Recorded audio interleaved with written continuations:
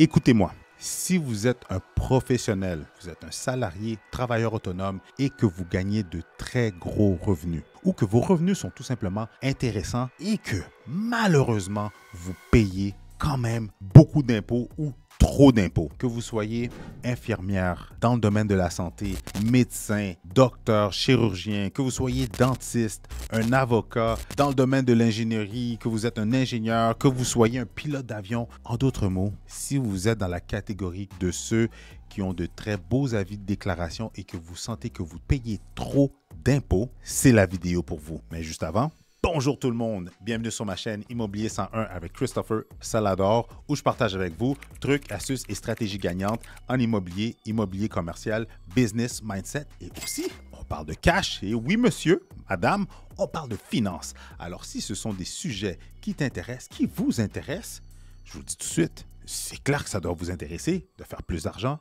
Inscrivez-vous, abonnez-vous à ma chaîne dès maintenant. Aujourd'hui, j'ai une entrevue vraiment spéciale avec une dame qui est dans le domaine des hypothèques. Mais qu'est-ce qui est cool avec elle, c'est que quand je l'ai rencontrée, on est parti sur le sujet de l'immobilier et comment ça pouvait être un très bon véhicule pour ceux qui sont dans la catégorie de ceux qui payent beaucoup d'impôts. En d'autres mots, pour être plus précis, on parlait du domaine de la santé, les infirmières, les médecins, les docteurs, mais en même temps, ça s'adresse à tous ceux qui sont dans la catégorie qui ont des très gros revenus, si je peux dire, pour être plus précis. Et je me suis dit en l'écoutant, tu sais quoi, il faut que tu viennes sur ma chaîne YouTube, il faut que tu viennes partager ça, ces informations-là avec mon audience. Ils ont besoin de l'entendre de ta bouche. Alors aujourd'hui, j'ai Anna, si je ne me trompe pas, Lorenzo, mais de toute façon, je vous la présente dans un instant. Mais Anna est dans le domaine des hypothèques. Elle a anciennement été aussi, elle a travaillé dans un cabinet comptable. Elle n'est pas CPA, elle va vous l'expliquer, mais ça lui a fait qu'elle a eu les deux côtés de la médaille. Elle a vu du monde avec des très gros revenus, elle a vu du monde payer de l'impôt, elle a vu du monde sauver de l'impôt, elle a vu les véhicules qu'ils utilisaient, mais en même temps, en étant dans le domaine des hypothèques, elle est capable de faire le pont entre ceux qui ont des bons revenus et comment marier l'immobilier pour que, justement, ils payent moins d'impôts, mais que non seulement ils puissent se bâtir un parc immobilier. Alors, sans plus tarder, rentrons dans le vif du sujet dans un instant. Le marché de l'immobilier au Québec est en pleine explosion. Beaucoup d'opportunités pour les acheteurs de première maison et d'immeubles à revenus. Avec la méthode Salador, je vais vous outiller pour faire la meilleure transaction.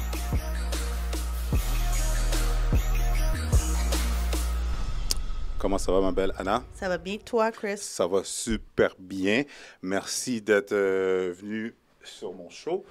Puis, tu sais, qu'est-ce qui est drôle? Parce que j'ai aimé comment on s'est rencontrés. On se connaissait vraiment pas. On était dans un événement ensemble.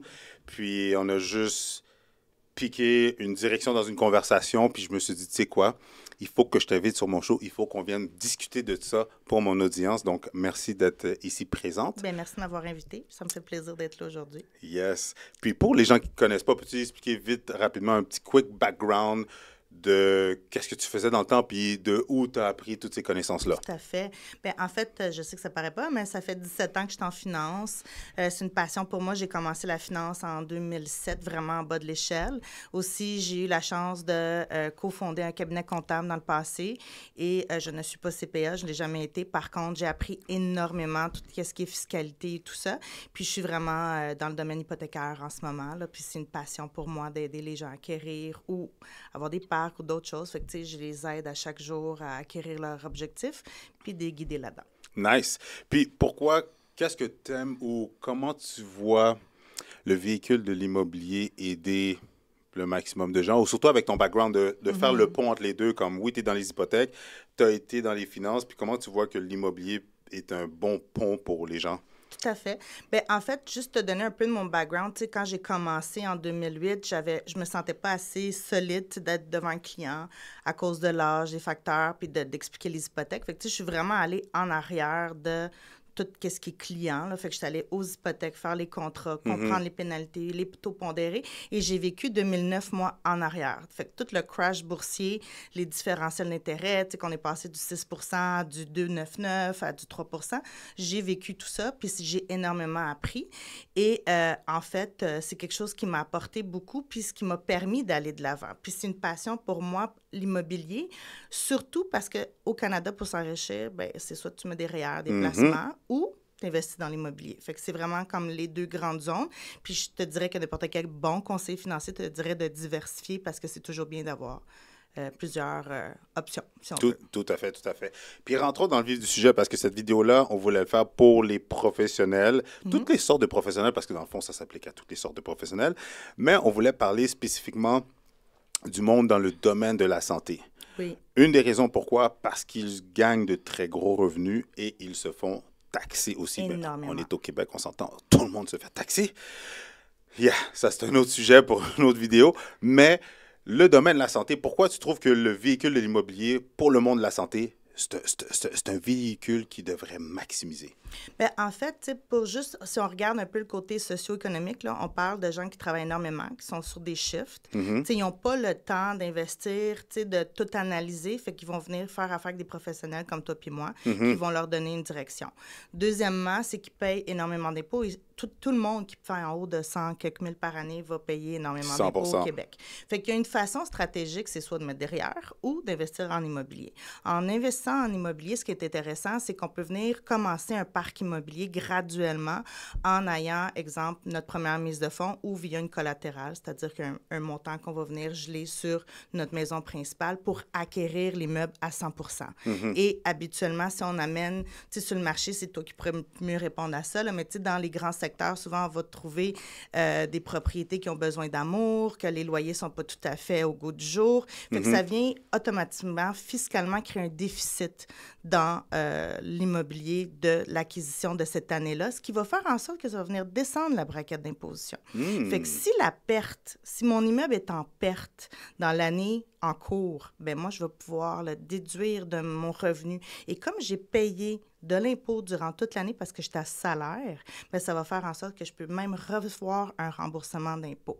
Si, exemple, je suis travailleur à commission puis je me déclare des revenus en haut de 100 000, bien, je vais faire en sorte que je vais payer moins d'impôts parce que c'est à la fin de l'année que l'ajustement se fait. Fait que c'est quelque chose de très intéressant et j'ai eu de plus en plus une clientèle, justement, là, en soins infirmiers, médecins, tu sais, que c'est quelque chose qui leur intéresse parce que c'est une voie, tu sais, qu'ils veulent investir. Oui, c'est bien des REER, oui, c'est bien, tu sais, d'avoir des sous de côté, des CELI, mais en même temps, il faut diversifier. Tout à fait. C'est bien de regarder une autre avenue.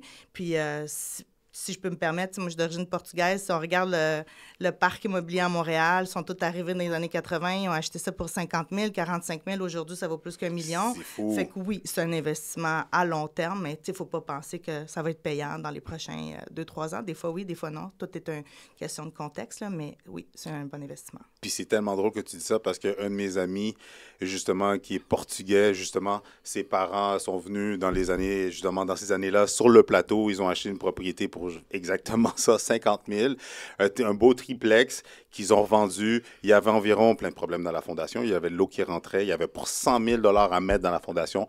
Et malgré ça, ils l'ont vendu en surenchère à 1 million. T'imagines, tout est une question de où est-ce que c'est situé. Tu pourrais en témoigner bien plus que moi. Là. Location. Puis, tu sais, je te dirais que ce que je vois maintenant plus, c'est des gens qui vont trouver leur maison, tu sais, où est-ce qu'ils vont habiter. Par contre, ils vont vouloir investir à l'extérieur parce que, tu sais, c'est des prix des fois plus abordables. Veux pas, on est dans la crise de logement. Tu sais, tout le monde en parle dans les médias et tout. Ce que ça fait, c'est que sur le marché, il y a moins de disponibilité, mais il y a une forte demande, puis l'immigration continue à rentrer. Fait que ça fait en sorte que c'est une belle visibilité, tu sais, pour pouvoir investir à long terme. Justement, puis ce que je travaille beaucoup, c'est de regarder des fois des projets, mais tu sais, je regarde le projet sur son ensemble. Là. C'est pas juste donne-moi tes papiers, je fais ta précale, puis on achète. Là. Moi, je travaille vraiment sur du long terme avec mes clients, de regarder leur côté fiscal, qu'est-ce qui est avantageux pour eux, qu'est-ce qui n'est pas avantageux pour eux. Aussi, il y a des stratégies fiscales à travers ça. Quand on est rendu proche de la retraite, quand on a bâti un certain parc immobilier, bien, ce qui est le fun, c'est qu'on peut faire tout simplement un roulement dans une Inc. C'est très important que que les propriétaires des immeubles soient les mêmes actionnaires que dans la Inc. On fait un roulement, puis après ça, rendu à notre retraite, bien, on a le choix de prendre des dividendes ou un revenu de salaire. T'sais. Fait que le dividende est beaucoup moins imposé qu'un salaire à la base. Là. Fait que c'est des belles stratégies en ajoutant les REER, les placements ou d'autres choses. En plus, c'est ça que j'allais dire. En plus qu'on maximise les REER, on utilise les REER. En plus, on peut utiliser justement les dividendes de toutes sortes des compagnies qu'on a créées à travers le temps puis qu'on a grossi notre parc dans le Inc. Super intéressant. Mais aussi, là, juste pour faire un petit recul en arrière, parce que, comme tu l'as dit, tu as les préposés, tu as les différents niveaux d'infirmières, infirmières-chefs, cordeaux, puis tout ça. Puis je sais que quand tu vas dans du plus haut, encore dans un autre niveau, admettons, les chirurgiens, les médecins, les docteurs, tout ça, je sais qu'eux autres, ils vont avoir des Inc. Ils vont se créer des Inc. à cause de leur salaire qu'ils gagnent pour justement sauver de l'impôt. Puis, ils vont être travailleurs autonomes, puis leurs clients, c'est le gouvernement.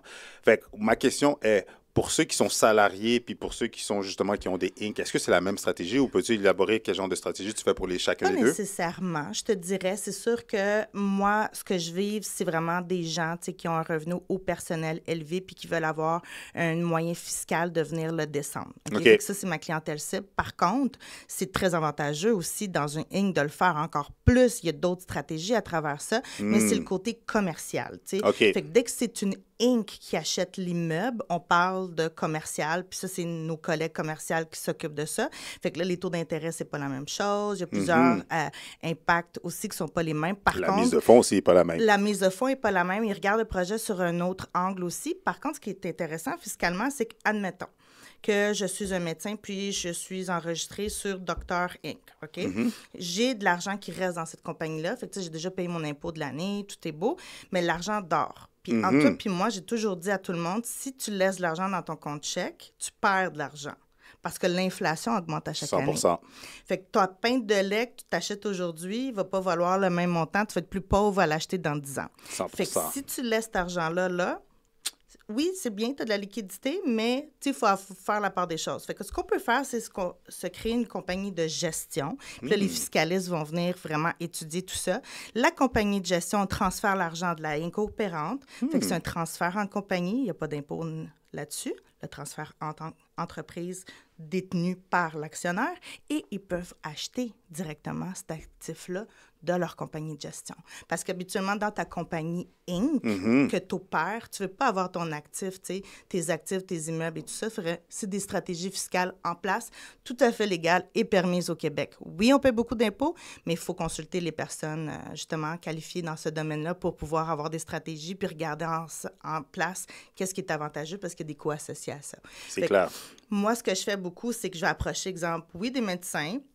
Des fois, c'est parce que les médecins aussi, au personnel, vont se prendre quand même des assez bons revenus. Fait que c'est une autre façon d'aller chercher ça. S'ils ne sont pas rendus à 3, 4, 5, 10 portes, bien, on peut commencer graduellement, puis après ça, faire le transfert en compagnie de gestion. Mais souvent, j'ai approché des infirmières, des professionnels en soi. Là. J'ai des pilotes, j'ai des avocats, j'ai toutes sortes de clients, déjà professionnels. Puis tu le sais comment la vie va très vite. Tout à fait.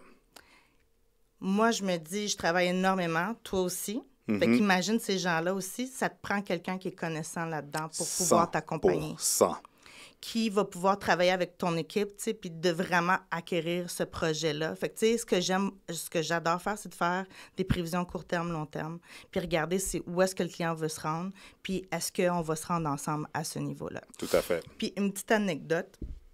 Si je peux me permettre, au début, j'avais un client qui m'a contacté, puis, tu sais, un super beau profil, personne extraordinaire.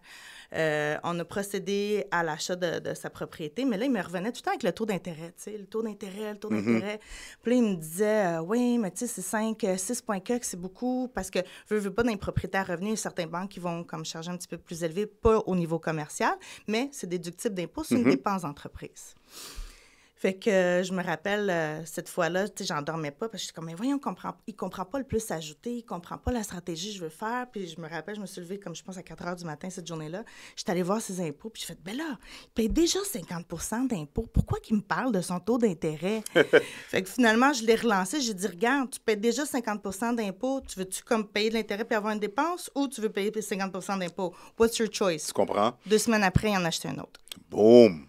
Wow! Fait que voilà. Puis j'adore ton point parce que, tu sais, pour revenir à la mentalité, la génération de nos parents qui ont juste acheté une seule propriété. Tu sais, on les comprend, là, tu sais, ils sont arrivés au Canada avec pas un sou pour la majorité, pas beaucoup d'argent, avec une famille à soutenir, puis tout ça, puis c'était très boulot, métro, dodo, puis assure-toi qu'il y a du pain sur la table pour les enfants, puis achète-toi une maison, you made it in life. But fast forward à aujourd'hui, comme que tu as dit, notre génération, avec le coût de l'inflation, avec tout ce qui coûte plus cher, on ne peut pas se permettre de juste avoir une seule propriété. On n'a pas le choix, comme tu dis, oui, on commence avec une, mais de cette première-là qu'on achète, comment qu'on peut avoir un plan d'action, un plan de match qui va nous amener à en acheter une deuxième, une troisième, puis se bâtir un parc pour s'assurer justement un beau patrimoine, autant pour nous, une belle retraite, mais pour notre famille, pour nos enfants, pour notre famille aussi. Fait que j'aime ça que tu apportes ce point-là, que quand tu rencontres tes clients, tu t'assois avec eux autres, que tu amènes un plan de match sur le long terme et non justement sur du court terme pour juste acheter une seule propriété. Bien, c'est tellement intéressant ce que tu dis, il y a tellement de volets à cette question-là, dans le sens que côté personnel, tu sais, on a vu nos parents arriver ici. Fait que moi, je me sens dans l'obligation de faire, I have to do better. Right? On doit 10x. We have to do better. Puis il faut montrer aussi à nos enfants spoil, tu sais, que they have to be better than us. Tout à fait. Bon, moi, c'est un petit peu ma mentalité là-dessus.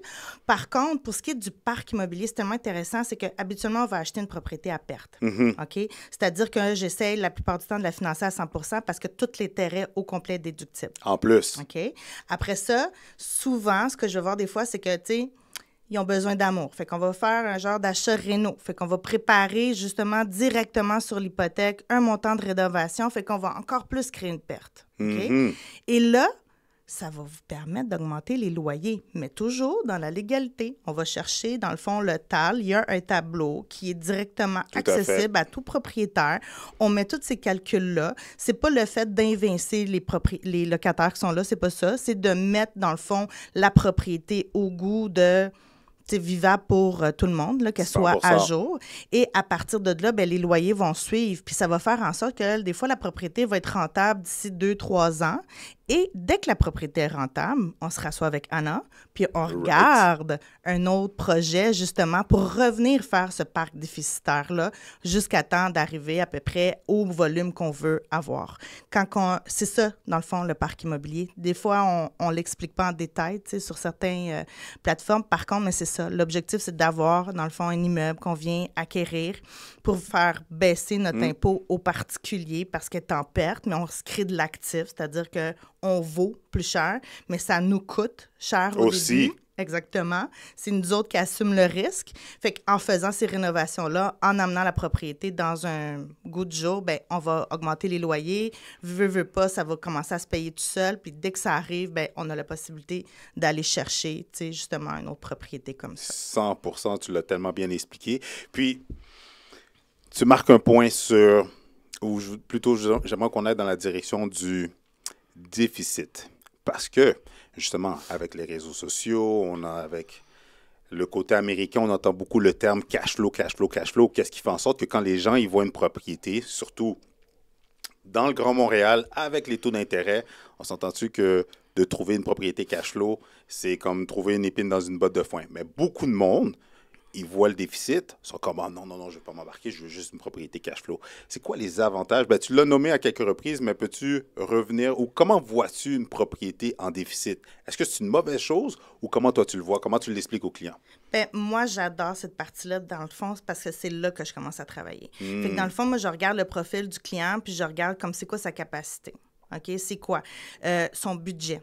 En fait, parce que tout part du budget. Fait que j'ai-tu de l'argent de libre pour mettre de l'argent en REER ou j'ai de l'argent de libre pour mettre de l'argent en immobilier? Tu sais, je veux pas. Because it comes from there. Le cash flow, ça veut dire quoi? C'est de l'argent que tu as dans tes poches. C'est quoi ta liquidité? Qu'est-ce qui rentre puis qui sort à tous les mois? OK? Fait que quand les Américains parlent de cash flow, oui. Par contre, ce qu'on a vu dans le marché, puis tu pourrais me corriger, c'est qu'il y a eu une grosse montée des loyers parce que si on regarde, les prix des maisons ont quand même augmenté énormément et les prix des loyers n'ont pas nécessairement suivi ce 100%. montant-là. Ce qu'on a vu aussi beaucoup sur le marché, surtout on parle de Montréal, Laval, beaucoup de gens d'immigration, puis j'inclus bien sûr les Portugais là-dedans, qui ont acheté, qui ont loué à ma tante, à mon oncle, à cousine, ils ont fait des un prix d'amis. Exact. Et ça donne cette situation-là. Fait que quand un investisseur arrive, il fait comme, attends une minute, là, tu veux vendre ton immeuble 1 million, 2 millions, mais tu reçois 45 000, ça couvre pas. Vraiment pas. Du tout, right? Fait que moi, j'adore ces aubaines-là. Pour moi, c'est des aubaines dans le sens que je vais regarder l'emplacement. Parce que, je le répète, on est en pénurie de logements. Tout à fait. Fait que quand, dépendamment de la place où est-ce que tu vas situer, où c'est situé, bien, c'est sûr que ça va toujours être loué. OK. Deuxièmement, je vais regarder la perte. Est-ce que je suis capable de la couvrir, moi, au personnel? C'est quoi les travaux à faire dans l'immeuble? C'est-tu des affaires structurales ou c'est du maquillage, tu sais, comme on appelle dans le jargon? L'esthétique, de rendre ça au goût du jour, d'apporter un plus-value, mais ça coûte des sous, ça. Tout à fait. Fait que c'est tout un investissement à long terme, moyen terme, tu sais, dans le sens que j'ai eu des propriétés. J'ai vu une situation de propriété, souvent on n'est pas rentable, là, dans des propriétés, que ce soit genre Montréal, Laval. Peu importe. C'est tout à fait normal. Tu sais, à part qu'on arrive avec un gros montant de cash flow, puis il y a des stratégies financières à faire par rapport à ça. Fait que, tu sais, l'objectif, je répète ici, là, c'est qu'on a un gros revenu, on fait du, tu sais, en couple, là, 200, 250 000 par année. Notre façon de faire descendre notre braquette d'imposition, c'est d'investir justement dans ces parcs-là pour venir créer un déficit. Tout à fait. Fait que c'est ça, la stratégie. Puis une fois qu'on le remet rentable, bien, on en achète un autre pour venir créer un autre déficit à notre personnel. Tout à fait, parce que justement, en refinançant, on n'est pas imposé sur le refinancement. On est capable de sortir de notre liquidité de tout l'investissement qu'on a mis sur la propriété et de la plus-value pour nous permettre de, comme tu dis, créer un autre déficit, mais on se rachète une autre propriété puis on grossit notre parc grâce à travers ta stratégie comme tu l'expliques. 100%. Ce que je veux préciser aussi, c'est que c'est super important. Parce que quand on dit on n'est pas imposé sur le refinancement, c'est sûr que Revenu Québec va écouter notre... Oui, aussi. C'est sûr. Fait que je connais très bien la loi fiscale par rapport à ça. La loi de l'impôt, c'est très clair. Ça dit qu'une dépense qui est octroyée doit venir pour générer un revenu. Fait que, tu sais, je refinance mon immeuble pour payer ma maison. Je refinance mon immeuble pour faire des travaux ou en acheter une autre à revenu. Oui, c'est déductible. Tout à fait. OK? Puis, il y a des stratégies encore là par rapport à ça. T'sais. Fait que l'objectif, c'est que le parc soit le plus autonome possible pour que ta propre liquidité de ton revenu de ton T4 paye plus rapidement ton immeuble. Fait que c'est super intéressant à ce niveau-là. Puis, les dépenses, c'est relié à l'immeuble. Fait que dans le fond, exemple, moi, je comprends pas les investisseurs qu'il ne faut pas faire avec des courtiers. Puis moi, quand mes clients y arrivent, les courtiers immobiliers, là, dans le sens que moi, quand mes clients y arrivent puis ils n'ont pas de courtier parce que souvent, dans leur tête, « Ah, mais ça va me coûter plus cher. » Ben non, parce qu'on va avoir des meilleurs deals. Je vais avoir une partie de négociation. Tu sais, vous connaissez le marché mieux que personne. Et moi, je leur dis vraiment... Quand on travaille ensemble, moi, je vais t'aider du côté fiscal, financier, je vais tout te donner, tout ce que tu veux. Par contre, emplacement, couleur, tu sais, tout le reste, qu'est-ce qui est par rapport à le prix du marché, les comparables, les stratégies de négociation, ça, c'est vraiment mon équipe de courtier immobilier. Puis, c'est vraiment une plus-value, en plus que vos frais sont déductibles. En plus. I love it. Mais tu m'as fait penser à quelque chose. Tu as dit un mot qui a résonné dans ma tête. Tu as dit le mot dette.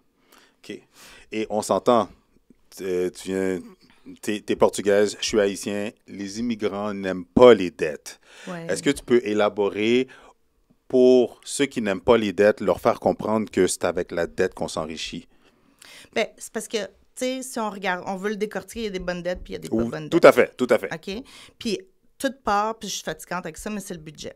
Parce que la plupart, si tu savais le nombre de gens qui n'ont pas de budget.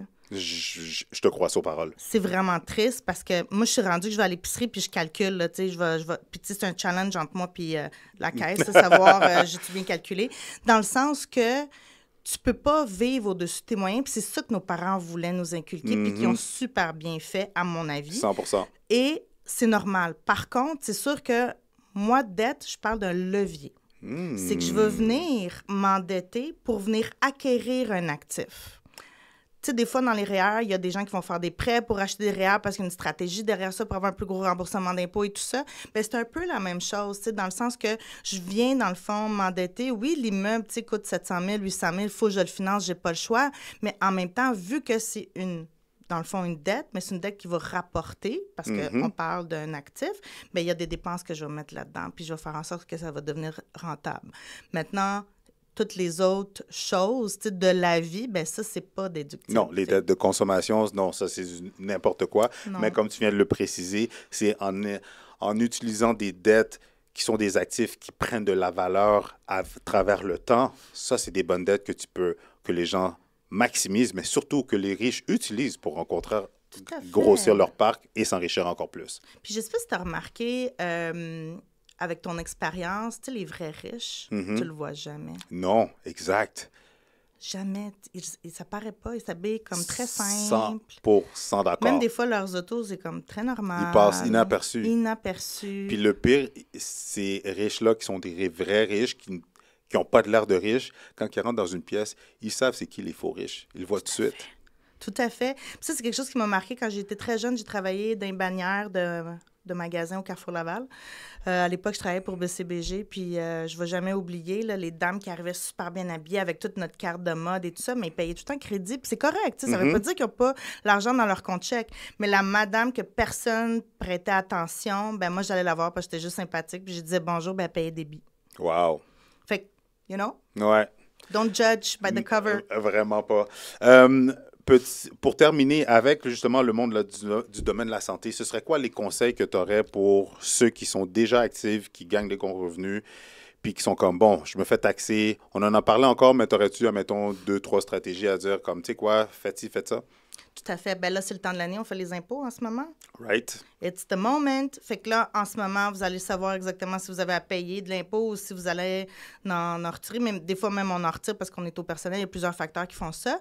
Mais une consultation, tu sais, de vraiment, juste d'avoir une consultation. Gars, j'ai un projet, j'ai une maison, j'ai pas de maison. Tu sais, veux pas pour acheter de l'immobilier, mais ça me prend soit que tu es propriétaire puis que tu as de l'équité sur ta maison ou soit que tu as 20 de mise de fonds. Tu sais, quand on parle de locatif qu'on n'habite pas dedans. Fait que, tu sais, moi, je pense qu'une consultation, c'est gratuit puis ça vaut la peine. 100% d'accord. On va pouvoir regarder les stratégies parce qu'il y a tellement de possibilités. Effectivement, puis c'est ça, tout dépendant où est-ce que la personne est rendue, ses bons plis, mauvais plis, etc. Puis justement, mais mettons, pour ceux qui commencent dans le domaine, là, ceux qui vont commencer, qui sortent de l'école, mettons les dentistes, médecins, docteurs, infirmières, ce serait quoi, mettons, 2-3 stratégies, tu leur dirais, pour justement éviter de prendre des mauvais plis? Bien, c'est sûr que, tu sais, ce que je voyais souvent, les médecins sont tellement occupés, des fois, ils ont de la difficulté, tu sais, d'avoir, genre, un bureau de crédit impeccable parce qu'ils oublient, tu sais, oublie pas, là, ils sont 12 heures en opération, quoi que ce soit. Fait que, tu sais, d'avoir des paiements automatiques, de ramasser le plus d'argent possible, puis commencer avec un triplex, un duplex, tu sais, des fois, on n'a pas de famille, tu sais, c'est tous des choix de vie, là, mais de commencer graduellement, puis après ça, ben on va regarder the first option parce que, tu le sais comme moi, la meilleure moment pour acheter was 10 years ago, oh my 20 gosh. years ago. Right. C'est jamais demain, c'est tout le temps aujourd'hui. Fait que c'est sûr que la mise de fonds, c'est le plus important. Après ça, c'est de regarder le budget. Puis souvent, les gens, des fois, ils comprennent pas. T'sais, une hypothèque aujourd'hui, là, quelqu'un qui veut s'acheter une maison de 500 000, ben, ça va leur coûter à peu près là, 2 500 par mois. Facile. On n'est plus dans les 1000 que comme il y a 10 ans. Fait que, tu sais, c'est de regarder ça puis de tout simplement avoir une consultation. Puis une fois que le pedigree est tout fait, ben là, de trouver un courtier immobilier comme toi, That's it. qui va leur trouver la perle rare qui leur convient, mais surtout d'avoir... c'est pas juste combien qu'on paye, c'est où est-ce qu'on habite, c'est quoi le lifestyle qu'on veut. Tu sais, il y a plusieurs facteurs là-dessus, puis tu es le spécialiste là-dedans. Right. Better call Chris and better call Anna. Tout à fait. Right. Où est-ce que les gens peuvent te contacter pour entrer en communication avec toi ou te suivre s'ils veulent en savoir plus? Tout à fait. Ben, j'ai une page TikTok. J'ai aussi Anna Lorenzo ou sinon sur Facebook. Sinon, je peux laisser mon numéro de téléphone cellulaire. C'est ma ligne directe, 514-913-4062. That's it. Et un gros merci pour ton temps. Un gros merci d'avoir partagé tes connaissances. Puis, c'est sûr qu'on va devoir faire un part 2. Merci à All toi. right. Merci encore. Hein? Bye. Bye bye. Boom, boom, boom. Dites-moi comment vous avez trouvé Anna. Avouez qu'elle est sharp. Avouez qu'elle est concise. Avouez qu'elle connaît sa salade. Elle connaît son domaine. Regardez, si vous avez aimé ce genre de contenu-là, si vous en voulez plus, parce que comme vous le voyez, je fais beaucoup d'entrevues aussi, de la même façon que je fais des vidéos solo, mais si vous aimez plus ce genre d'entrevues-là avec des spécialistes qui peuvent venir vous partager des trucs et astuces pour vous permettre justement de passer au prochain niveau, émettez 3 emojis de feu dans les commentaires, s'il vous plaît. 3 emojis de feu ou sinon, encore une fois, écrivez Better Call Chris dans les commentaires. Comme ça, je vais savoir que ce genre de contenu-là, vous l'aimez et que je vais en faire davantage. Ça, c'est de 1. De 2 aussi, vous le savez, la vidéo n'est pas terminée parce que continuons la conversation dans les commentaires. Donc, je lis les commentaires, je prends le temps de répondre à tous les commentaires. Donc, allez écrire dans les commentaires pour qu'on puisse justement continuer la conversation. Pendant que vous y êtes, si vous aimez qu'est-ce que je fais, si vous aimez ce genre de contenu-là, la meilleure façon de me remercier, c'est en vous abonnant parce que c'est de cette manière-là que l'algorithme va proposer ma chaîne à d'autres personnes comme vous, que vous m'avez découvert. Donc, la meilleure manière, c'est en vous abonnant, en aimant, en écrasant le bouton j'aime, vous abonnant encore une fois, et aussi partager la vidéo avec les gens que vous savez que ce genre de contenu-là peut leur servir. Et si vous désirez d'autres stratégies gagnantes en immobilier, je vous suggère de regarder une de ces 2 vidéos-là.